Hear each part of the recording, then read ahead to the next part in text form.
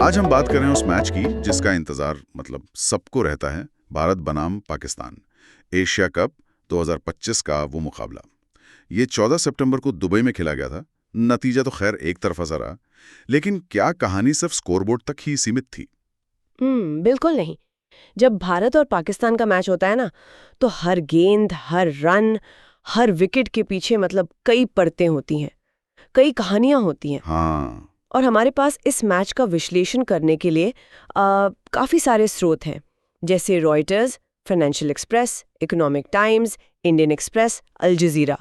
इनसे काफी जानकारी मिली है। तो हमारा मकसद यही है कि इन स्रोतों की मदद से मैच की तह तक जाएं, समझें कि भारत की ये जो 7 विकेट से आसान जीत हुई, उसके पीछे क्या कारण थे, पाकिस्तान से कहाँ चूक हुई। बिल्कुल, कौन से खिलाड़ी हीरो बनकर उभरे। हाँ, और इस नतीजे का टूर्नामेंट में आगे दोनों टीमों के सफर पर क्या असर पड़ेगा। सही नात है। तो चलिए शुरुआत करते हैं मैच के बेसिक फैक्ट्स है ना। हाँ, करते हैं। पाकिस्तान ने पहले बैटिंग की, 20 ओवर में बनाए 127 रन, 9 विकेट खोकर।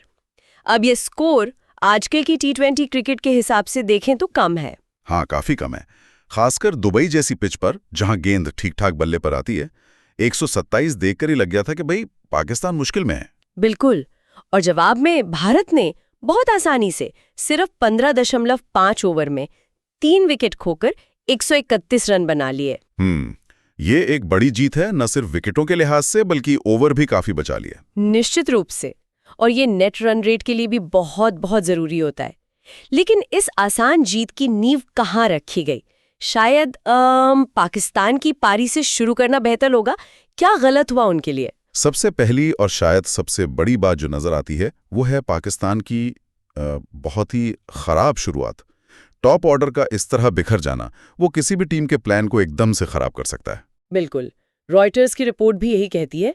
पारी के 10वें ओवर तक आधा मैच निकल गया और पाकिस्तान का स्कोर था सिर्फ 49 रन्स और 4 महत्वपूर्ण विकेट्स गिर चुके थे। 49 पर 4। हाँ, T20 में अगर आप पावर प्ले और उसके ठीक बाद इतने विकेट गवा दें तो वापसी करना लगभग नामुमकिन सा हो जाता है।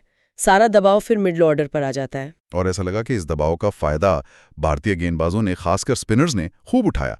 एक बार जब वो शुरुआती विकेट गिर गए तो रन बनाना और मुश्किल हो गया, है ना? आपने सही पकड़ा। रॉयटर्स और फाइनेंशियल एक्सप्रेस दोनों ही कुलदीप यादव और अक्षर पटेल की भूमिका पर बहुत जोर देते हैं। इन दोनों ने मिलकर बीच के ओवरों में समझ लीजिए 7वें से 15वें ओवर के बीच पाकिस्तान पर पूरी तरह से शिकंजा कस दिया। हाँ, न सिर्फ रन गति धीमी हुई बल्कि विकेट भी गिरते रहे लगातार। कुलदीप यादव में तो 3 विकेट्स भी लिए, जैसा फाइनेंशियल एक्सप्रेस बता रहा है। ऐसा लगा कि पाकिस्तानी बल्लेबाज उनकी स्पिन को, शायद वो जो फ्लाइट या टर्न थी, उसे समझ ही नहीं पाए। वहीं पर मात खा गए। कोई बड़ी पार्टनरशिप बन ही नहीं पाई। बिल्कुल, यही मुख्य समस्या थी। T20 में अगर आपको एक अच्छा स्कोर बनाना है तो कम से कम 1 या 2 बड़ी पार्टनरशिप्स की जरूरत होती है। पाकिस्तान की पारी में वो चीज दिखी नहीं। विकेट गिरते रहे, नए बल्लेबाज आते रहे, उन पर रन रेट बढ़ाने का दबाव बनता गया और वो उसमें सफल नहीं हुए। वो इंटेंट, वो आक्रामकता नहीं दिखी बैटिंग में। लेकिन क्या पूरी पारी में कुछ भी अच्छा नहीं था? कोई ऐसा खिलाड़ी जिसने थोड़ी कोशिश की हो, संघर्ष किया हो? हाँ, ऐसा नहीं है कि बिल्कुल कुछ नहीं था। कुछ छोटे योगदान थे। जैसे फाइनेंशियल एक्सप्रेस के अनुसार साहिबजादा फरहान ने एक छोर संभालने की कोशिश की। अच्छा। उन्होंने 44 गेंदों पर करीब 40 रन बनाए। अब स्ट्राइक रेट बहुत अच्छा नहीं कहेंगे, लेकिन उस सिचुएशन में शायद उनका टिके रहना ज्यादा जरूरी था। उन्होंने कोशिश की कि विकेटों का गिरना रुके। और फिर अंत में शाहीन शाह अफरीदी की वो तेज पारी, उसने थोड़ा संभाला आखिर में। हाँ, वो पारी जरूर पाकिस्तान के लिए एक क्या कहते हैं, उम्मीद की किरण जैसी थी। फाइनेंशियल एक्सप्रेस बताता है कि उन्होंने सिर्फ 16 गेंदों पर नाबाद 33 रन बना दिए। क्या बात है। कुछ बड़े हिट्स लगाए उन्होंने, और उसी पारी की वजह से पाकिस्तान का स्कोर 127 तक पहुंच पाया, वरना शायद 110-115 के आसपास ही रह जाते। लेकिन सवाल वही है ना कि क्या आप हर बार अपने निचले क्रम के बल्लेबाज से, जो कि मेन बॉलर है, ऐसी उम्मीद कर सकते हैं? असल चिंता तो टॉप और मिडिल ऑर्डर की नाकामी है। बिल्कुल सही कहा।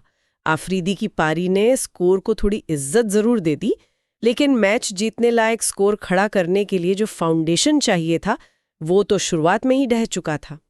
तो कुल मिलाकर पाकिस्तान की पारी की कहानी यही रही। शुरुआती झटके और फिर भारतीय स्पिनरों के जाल में फंसना। तो अब आते हैं भारत की पारी पर। 128 का लक्ष्य सुनने में तो आसान लगता है, लेकिन भारत पाकिस्तान मैच का प्रेशर वो हमेशा अलग होता है। भारत ने कैसे अप्रोच किया? लगता है शुरुआत तो बड़ी धमाकेदार रही। एकदम सही। भारत का रवैया बिल्कुल क्लियर था। इस लक्ष्य को जल्दी और बिना किसी नाटक के हासिल करना है।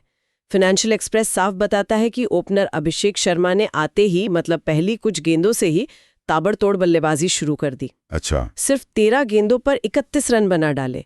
ये तो पावर प्ले में ही मैच का रुख तय करने जैसा था। हाँ, इसे कहते हैं काउंटर अटैक। पाकिस्तान ने जो भी दबाव बनाने का सोचा होगा ना, वो पहले कुछ ओवरों में ही हवा हो गया होगा। इस तरह की शुरुआत का साइकोलॉजिकल इम्पैक्ट बहुत गहरा होता है। बिल्कुल, और स्ट्रैटेजी के हिसाब से भी ये मास्टर स्ट्रोक था। इससे रिक्वायर्ड रन रेट तुरंत नीचे आ गया।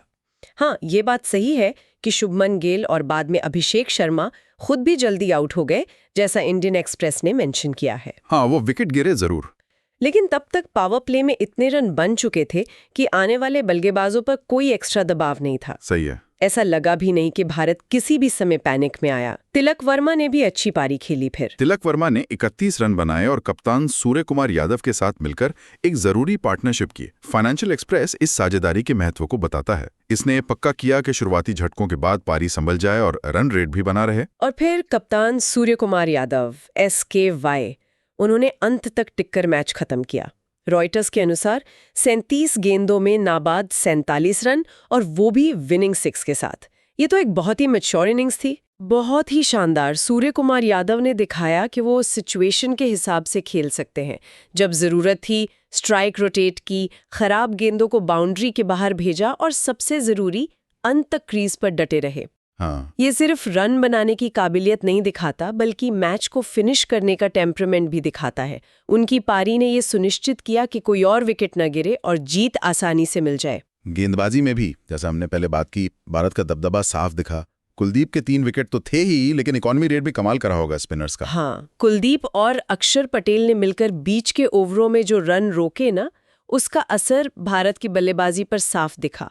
जब आप सिर्फ 128 चेस कर रहे हो और आपके स्पिनर्स इतने किफायती रहे हों, तो बल्लेबाजों पर से रन रेट का प्रेशर लगभग खत्म हो जाता है। बिल्कुल, वो फिर खुलकर अपने शॉट खेल सकते हैं। हाँ, जैसा अभिषेक शर्मा ने किया और बाद में सूर्य कुमार यादव ने भी दिखाया। लेकिन क्या भारतीय पारी में सुधार की कोई गुंजाइश नहीं थी? इंडियन एक्सप्रेस ने उन शुरुआती विकेटों का जिक्र किया था। क्या वो चिंता का विषय हो सकता है? देखिए, जीत तो आसान रही, इसमें कोई शक नहीं, लेकिन हाँ, उन शुरुआती विकेटों को हम पूरी तरह नजरअंदाज नहीं कर सकते। गिल और शर्मा का जल्दी आउट होना दिखाता है कि नई गेंद के खिलाफ शायद अभी भी थोड़ी अस्थिरता है। हालांकि इस मैच में मिडिल ऑर्डर ने बखूबी संभाल लिया, लेकिन आप जानते हैं, बड़े नॉकआउट मैचों में टॉप ऑर्डर से ज्यादा मजबूत शुरुआत की उम्मीद रहती है। तो ये एक ऐसा एरिया है जहां टीम शायद और कंसिस्टेंसी चाहेगी। सही कहा। तो हमने दोनों पारियों का काफी डिटेल में विश्लेषण कर लिया। अब थोड़ा मैच के बड़े कॉन्टेक्स्ट और स्ट्रैटेजिक पहलुओं पर बात करते हैं। पिच और कंडीशंस ने कितना रोल प्ले किया? आपने दुबई का जिक्र किया था। हाँ, फाइनेंशियल एक्सप्रेस का एनालिसिस इसी तरफ इशारा करता है कि पिच स्पिन के अनुकूल थी, खासकर जैसे जैसे मैच आगे बढ़ा। पाकिस्तानी बल्लेबाजों का भारतीय स्पिनरों के सामने संघर्ष करना, हाँ, और थे भारतीय बल्लेबाजों का उसी पिच पर अपेक्षाकृत आसानी से रन बनाना, ये इस बात को सपोर्ट करता है। अक्सर दुबई में ऐसा देखा भी जाता है कि दूसरी पारी में बैटिंग थोड़ी आसान हो जाती है। शायद ओस का भी हल्का असर रहा हो, हालांकि हमारी स्रोतों में इसका सीधा जिक्र तो नहीं है, पर स्पिनर्स को मदद मिलना साफ था। मैच के मोमेंटम में भी काफी उतार चढ़ाव देखने को मिला। बिल्कुल। पहले पाकिस्तान का वो कोलैप्स, फिर भारत का पावर प्ले में वो पलटवार। बिल्कुल, ये मैच ना कई छोटे छोटे मुकाबलों का एक संगम था। पहला मुकाबला था पाकिस्तान के टॉप ऑर्डर बनाम भारत के तेज गेंदबाज, इसमें भारत जीता। फिर आया मिडल ओवर्स का मुकाबला, पाकिस्तानी बल्लेबाज बनाम भारतीय स्पिनर, यहां भी भारत हावी रहा। सही। इसके बाद भारत की पारी में पावर प्ले का मुकाबला, अभिषेक शर्मा बनाम पाकिस्तानी तेज गेंदबाज, जिसमें भारत ने बाजी मारी। और अंत में मिडिल ओवर्स में भारतीय मिडिल ऑर्डर बनाम पाकिस्तानी गेंदबाज, जिसे सूर्य कुमार और तिलक ने जीता। ये जो मोमेंटम शिफ्ट्स थे ना, यही मैच की कहानी कहते हैं। और इन सब के ऊपर वो भारत पाकिस्तान मैच का इमोशनल प्रेशर, ये सिर्फ एक क्रिकेट मैच नहीं होता, उम्मीदों का बोझ भी बहुत होता है। हाँ, वो तो हमेशा ही रहता है। हाई प्रेशर गेम होता है ये। मैदान के अंदर और बाहर दोनों जगह माहौल एकदम चार्ज्ड अप रहता है। और इसी संदर्भ में द इकोनॉमिक टाइम्स ने मैच के बाद हाथ न मिलाने की एक घटना का भी जिक्र किया है। अब देखिए, हम यहाँ सिर्फ वो रिपोर्ट कर रहे हैं जो स्रोत में कहा गया है। हाँ, ये बताना जरूरी है। हाँ, और ये उस इमोशनल टेंशन को दिखाता है जो ऐसे मैचों के आसपास रहता है।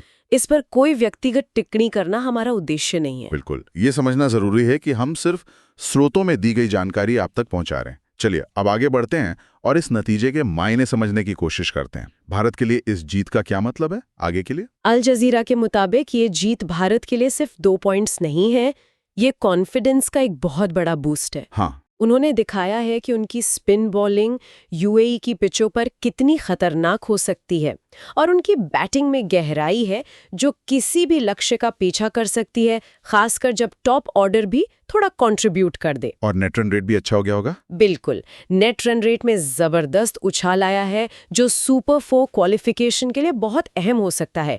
इस प्रदर्शन ने उन्हें टूर्नामेंट के सबसे मजबूत दावेदारों में से एक बना दिया है। और पाकिस्तान के लिए जाहिर है एक बड़ा झटका होगा। उन्हें क्या सबक लेने होंगे यहाँ से? निश्चित तौर पर ये उनके लिए एक तरह से वेकअप कॉल है। उन्हें अपनी बैटिंग, खासकर स्पिन खेलने की तकनीक और रणनीति पर गहराई से सोचना होगा। हाँ, वो तो जरूरी है। सिर्फ आक्रामक शॉट्स खेलने की कोशिश करना काफी नहीं है। स्ट्राइक रोटेशन, पार्टनरशिप बनाना, इन पर ध्यान देना होगा।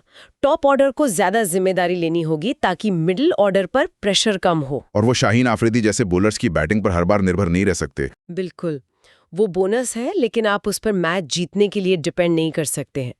उन्हें जल्दी से इस हार से उभरकर अगले मैचों में वापसी करनी होगी, वरना सुपर 4 की राह मुश्किल हो सकती है। तो कुल मिलाकर अगर हम इस मैच का सार निकालें तो यह भारत की एक बहुत ही प्लान्ड और प्रभावशाली जीत थी। उनकी स्पिन गेंदबाजी शानदार रही और बल्लेबाजों ने लक्ष्य का पीछा करने में कोई गलती नहीं की।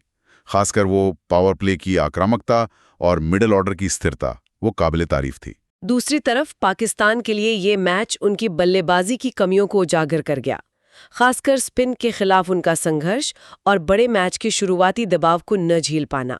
उन्हें इन एरियाज में तुरंत सुधार करना होगा। ये विश्लेषण हमें याद दिलाता है कि क्रिकेट सिर्फ आंकड़ों का खेल नहीं है। हर जीत और हार के पीछे स्ट्रैटेजी, खिलाड़ियों का प्रदर्शन, कंडीशंस का फायदा उठाना और प्रेशर को हैंडल करने की क्षमता, ये सब बहुत मायने रखता है। बिल्कुल, स्कोर कार्ड कहानी का सिर्फ एक हिस्सा बताता है। असली कहानी तो मैदान पर लिए गए फैसलों, निभाए गए किरदारों और बनाए गए दबाव में छुपी होती है। चलिए अब इस चर्चा को समाप्त करते हुए एक विचारणीय प्रश्न छोड़ जाते हैं श्रोताओं के लिए। हमने देखा कि इस मैच में स्पिन का दबदबा रहा, खासकर भारतीय स्पिनरों का। तो क्या ये माना जाए कि यूएई जैसी पिचों पर खेले जाने वाले बड़े T20 टूर्नामेंट्स में स्पिन गेंदबाजी ही डिसाइडिंग फैक्टर रहेगी? या फिर टीमें पावर प्ले में विकेट बचाने और शुरुआती दबाव से निपटने के लिए अपनी मेंटल स्ट्रेंथ और स्ट्रेटेजिक फ्लेक्सिबिलिटी पर ज्यादा ध्यान देंगी? मतलब भविष्य की रणनीति किस ओर ज्यादा झुकेगी, स्पिन को बेहतर खेलने की तकनीक पर या तेज गेंदबाजी के शुरुआती खतरे को टालने की कला पर? ये वाकई एक दिलचस्प सवाल है। क्या टीमों को स्पेशल स्पिन खेलने वाले बल्लेबाज तैयार करने होंगे या फिर ऐसी ओपनिंग जोड़ी पर फोकस करना होगा जो किसी भी हाल में शुरुआती 6 ओवर बिना विकेट खोए निकाल सके? आने वाले मैच शायद हमें इसका कुछ जवाब दें। इस पर सोचने और गौर करने के लिए बहुत कुछ है। अगर आपको ये वीडियो पसंद आई है तो इसे ज़रूर लाइक करें, कमेंट सेक्शन में अपना ओपिनियन बताएं और चैनल को ज़रूर सब्सक्राइब करें। मिलते हैं अगली वीडियो में, तब तक के लिए नमस्कार।